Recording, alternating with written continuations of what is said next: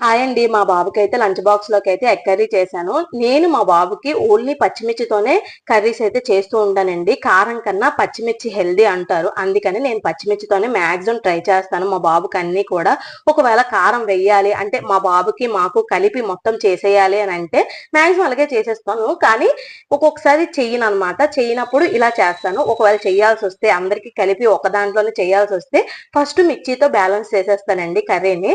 అంటే స్పైస్ గాని, ఉప్పు గాని అన్నీ కూడా ముందు దాంతో అయితే బ్యాలెన్స్ చేసేస్తాను. తర్వాత కొంచెం కూర బయటికి తీసేసాక, తర్వాత మాకు కావాల్సిన స్పైసెస్ గాని, గరం మసాలాస్ అని ఇవన్నీ యాడ్ చేసుకుంటాము. అంతే. మా బాబుకి ఈ కర్రీ అంటే చాలా ఇష్టం. నేనిలా చేసేసి కొంచెం అన్నం దాంట్లో ఫ్రైలా చేసేస్తాను. అంటే ఎగ్ రైస్‌లా చేసేస్తాననమాట. ఇంకా మా బాబుకి egg rice plus sambar curry, sambar rice అలా పెడతాననమాట.